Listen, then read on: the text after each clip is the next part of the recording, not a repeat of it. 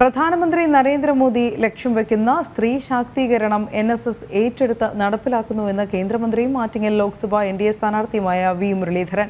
ഹിന്ദു സമൂഹത്തിന്റെ സാമ്പത്തിക വളർച്ചയ്ക്ക് NSS നേതൃപാടവം ഉപയോഗപ്രദമാകും. NSS ഭക്ഷ്യ ശൃംഖലയായ പത്മ കഫേയുടെ ഉദ്ഘാടനത്തിൽ പങ്കെടുത്ത് സംസാരിക്കുകയായിരുന്നു അദ്ദേഹം. NSS general secretary G Sukumaran Nair Padma കഫേയുടെ 7ാമത് ഹോട്ടൽ തിരുവനന്തപുരത്ത് ഉദ്ഘാടനം ചെയ്തു.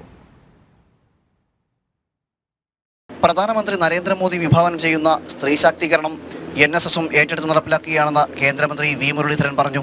സ്ത്രീകളുടെ സ്വയം പര്യാപ്തത ലക്ഷ്യമാക്കി പ്രവർത്തിക്കുന്ന പത്മ കഫേ ഹൈന്ദവരെ സംരംഭകത്വത്തിലേക്ക് നയിക്കുന്നതിന്റെ പുത്തൻ മാതൃകയാണെന്നും മന്ത്രി വ്യക്തമാക്കി.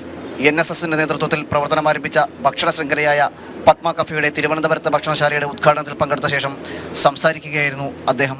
നായർ സർവീസ് സൊസൈറ്റി സംരംഭകത്വത്തിലേക്ക് കടക്കുന്നതിൻ്റെ അടുത്ത പടിയായിട്ടാണ് ഞാനിതിനെ കാണുന്നത്. കാരണം 5000-ലധികം ജോയിൻറ്റ് ലയബിലിറ്റി ഗ്രൂപ്പുകൾ രൂപീകരിച്ചുകൊണ്ട് സംസ്ഥാനത്തെ 5000-ലധികം വരുന്ന കരയോഗങ്ങളുടെ മാർഗനിർദ്ദേശത്തിൻ്റെ അടിസ്ഥാനത്തിൽ വിവിധ സംരംഭങ്ങൾ ആരംഭിക്കുന്നതിൽ സുപ്രധാനമായിട്ടുള്ള ഒരു റെസ്റ്റോറൻറ്റ് ചെയിൻ എന്നുള്ള നിലയിലാണ് ഈ പത്മ കഫേ ഉയർന്നു വന്നിട്ടുള്ളത്.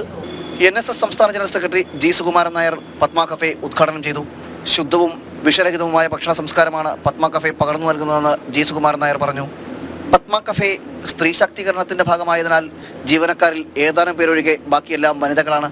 ഓരോ സ്ഥലത്തും വ്യത്യസ്ത സംരംഭകരും വനിതകൾ ഉൾപ്പെടുന്ന സ്വയം സഹായ സംഘങ്ങളും എന്നതാണ് മോഡൽ. ജനം, തിരുവനന്തപുരം.